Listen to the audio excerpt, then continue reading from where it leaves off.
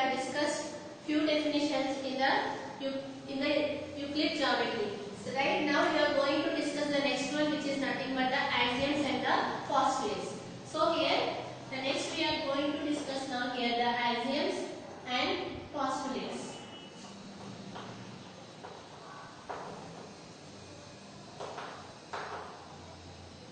So this is a new concept for you here. What is meant by the axioms and what is meant by the postulates? These axioms and the postulates are written again in the Euclid book, which is nothing but the elements. In that book, the elements, Euclid has written some of the axioms and some of the postulates. So what is meant by the axioms? Axioms are nothing but the universal truths. That means here in mathematics some of the definitions will be there. For those definitions there is no need to prove here. So we have to take those statements as granted. For that statements there is no proof. So the type of statements we call it as an axioms and the postulates. So if you consider an example, let us consider these two lines here. These two lines are parallel. By seeing itself you can say that these two lines are parallel. Why? Is there any proof for this one? There is no proof here. How do you say these two lines are parallel? You can say it here. If you extend this line in this direction, arrow marks indicates that this line goes on like this. Again, if you extend this line in this direction, it will not intersect these two lines at any point. So we can say that these two lines are parallel. Like that we can define what is meant by the parallel lines, but we cannot prove this one. So this is nothing but the axiom. What are the axioms? Axioms are nothing but the universal truths and it does not have any proof. We have to take those statements as granted in the mathematics. Such type of statements we call it as an axioms and postulates.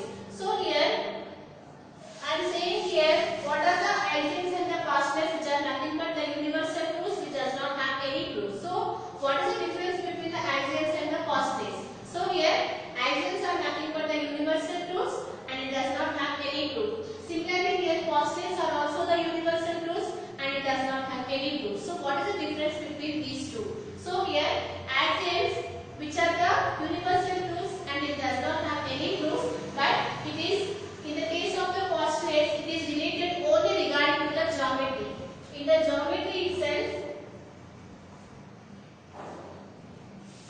so here you need to consider the statements which are applicable in the terms of the geometry, then only we can say that it is a postulates. So in case of the axiom you can take any branch of mathematics, whether it may be algebra or you can take it in the science, in any branch you can take it. So this is the difference between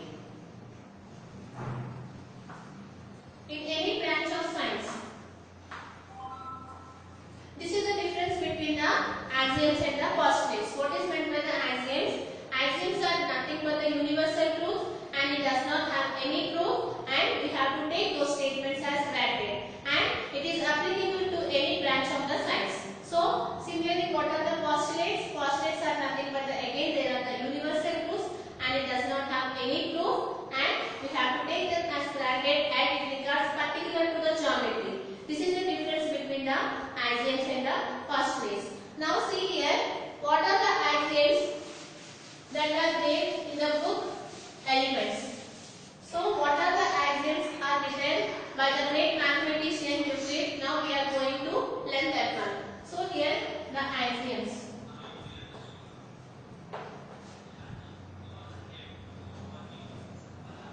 So here Euclid had defined some of the axioms. Let us define those axioms in this session. The first axiom what he said here,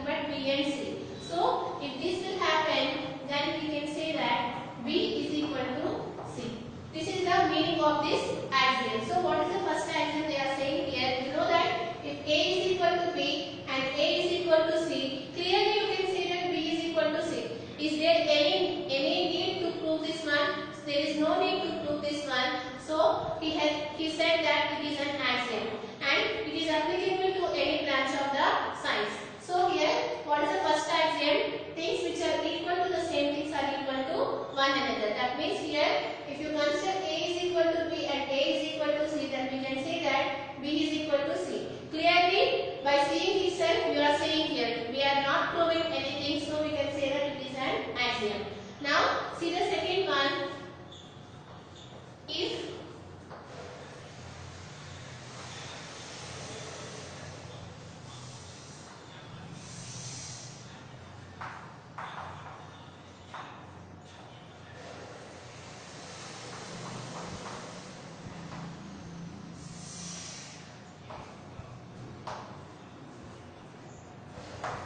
so here, this is the second axiom. What is the second axiom here? If equals are added to the equals, the wholes are equals. So, what is the meaning of this one? If equals are added to the equals, that means here you need to take here two equal values. Let us consider here 1 is equal to 1. You know that 1 is equal to 1 because those are equal. If equals are added to the equals, that means here you need to add one number such that you need to add the same number in this side. So here let us add here plus 2 and here plus 2. So what they are saying here, if equals are added to the equals, the wholes are equal. What is the meaning of wholes? The result. So here what is the result you are getting here? You are getting here 3 is equal to 3. Right? So what we have done here, we have took two numbers such that those two numbers are equal. And after that we have added one number such that we have added the same number on both sides. It means that if equals are added to the equals, what you are getting, the result is equal. The wholes are equal. It is applicable to any branch of science. So we can say that, and for this also there is no proof, right? Here we have took two equal values and we have added two equal values so that we got the result as same. Is there any need to prove this one? There is no need since they said that it is an axiom. Now see the next one. If the next one is nothing but if equals are subtracted from the equals, the remainders are equals. So writing here, what is the third axiom? If equals are subtracted from the equals,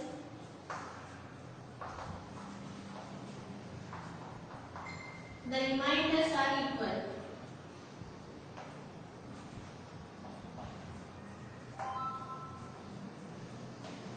So here, what is the meaning of this axiom? Similarly here, for this also there is no need, there is no proof here.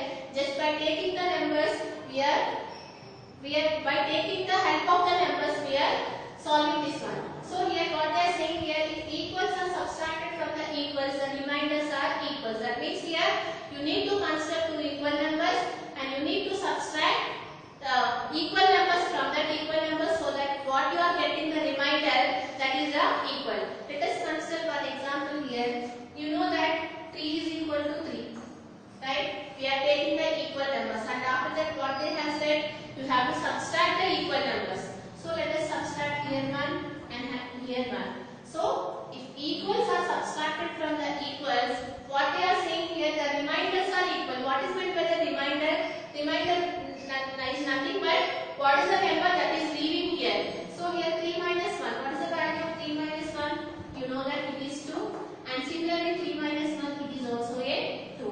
So here, this is the meaning of this third axiom. What it states here, if equals are subtracted from the equals, the remainders are equal. That means here, if you take two equal numbers and if you are subtracting two equal numbers from that numbers, what is the remainder you are getting, that is also equal. This is the meaning of this axiom. Similarly, for this also there is no proof, so that we are saying this one is an axiom.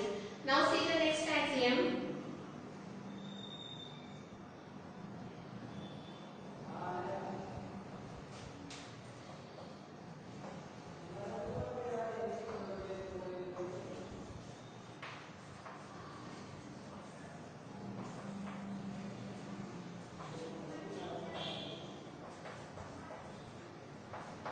So what is the next axiom here? The wholes are greater than the part.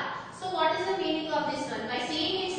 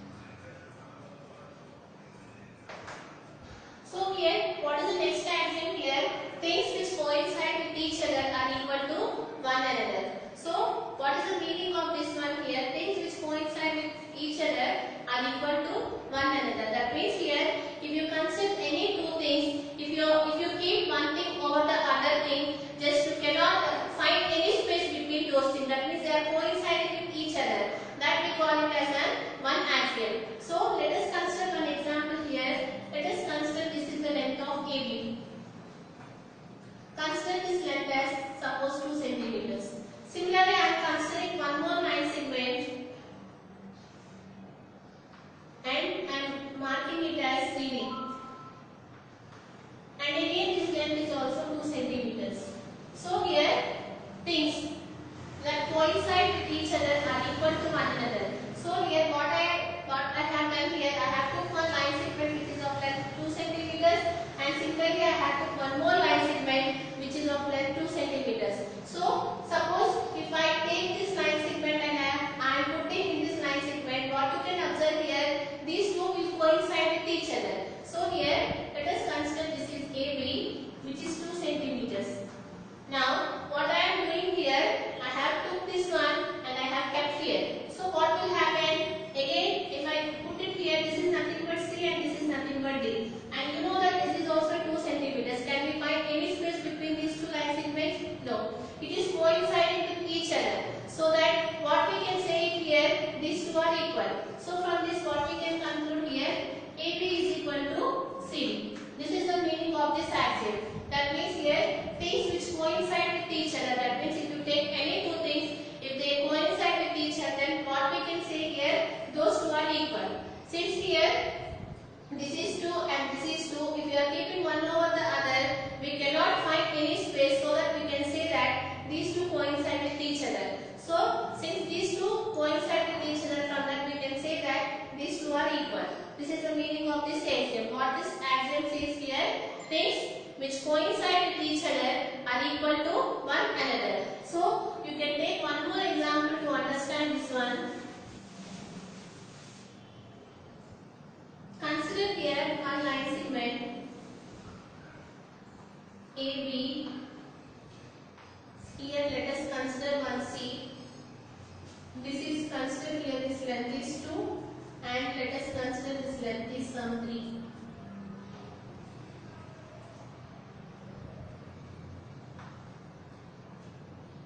So here let us consider here this is 2 and this is 3. And from this you can conclude here AC plus BC is equal to things which are, what this axiom says, things which are coincide with each other are equal to one another. That means here you know that here this length is 2 and this length is 3. What is the total length? Which is nothing but 5, right? If it is 2 and if it is 3, what is the total length? Which is nothing but 5. What is 5? Which is the length of AB. So you can write this one as AB. So what we can conclude here, let us consider this is AC which is 2 centimeters and here this is CB which is 3 centimeters. I have separated this one. So here what they are saying here, things which coincide with each other. So if these things are coinciding, that means if you are joining this one, you can observe that things which are coincide with each other are equal to one another. That means here I am separating these two line segments which is AC and BC, so that if you coincide this one, you are getting the total line segment and you know that the length of these two is equal to the length of the total one. So these two will coincide with each other. That is the meaning of this axiom. So what is this axiom says? Things which are coincide with each other are equal to one another. Now see the next axiom.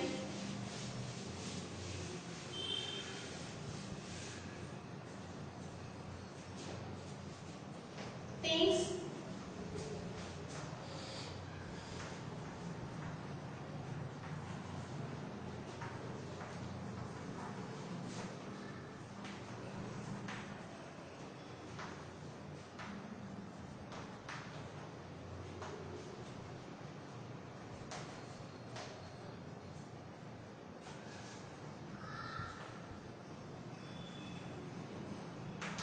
So this is the next axiom. What is the next axiom? Here says here, things which are double of the same things are equal to one another. That means here you can write it here for an example. If A is equal to 2B and if A is equal to 2C, right?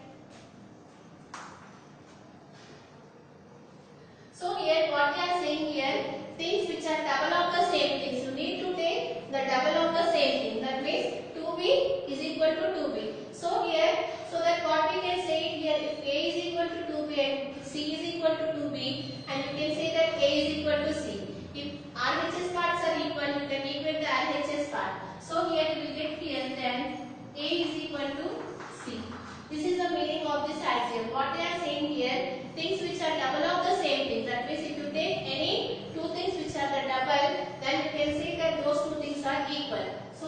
can say here? Things which are double of the same things are equal to one another. Similarly, the last axiom here, what is the next last axiom says it here? Things which are half of the same things are equal to one another. So write it here, the next axiom, things which are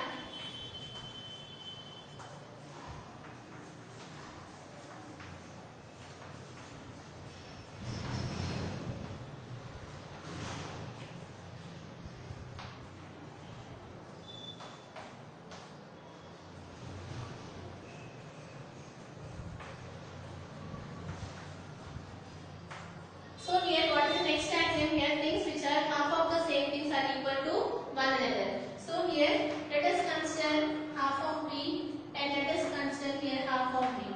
Let us consider two different things A and here consider here D. If A is equal to half of B and D is equal to half of B, again you can say that these two things are equal. So here from this you can conclude here then A is equal to D. Right? What they are saying here, things which are half of the same things. So here we took two things that are equal to the half of the same things, which is nothing but half of B and half of B. Then you can say that those two things are equal. So we can say that A is equal to D. So this is the last axiom. So what is meant by the axiom? Axioms are nothing but the universal truths and it does not have any proof. We have to take those as granted, and after that, and it is related to any branch of the science. And we have discussed so many axioms in that. The first axiom is nothing but things which are equal to the same things are equal to one another. And after that, the next one, if equals are added to the equals, the wholes are equals. And the next one, if equals are subtracted from the equals, the remainders are equals. And after that, we have discussed here things which coincide with each other are equal to one another. And here the things which are double of the same things are equal to one another. And the last one, things which are half of the same things are equal to one another. And we have discussed the whole is greater than the part. So these are the axioms which we have seen in the book, the Euclid Elements. In the next session we are going to discuss the postulates. From this session is completed.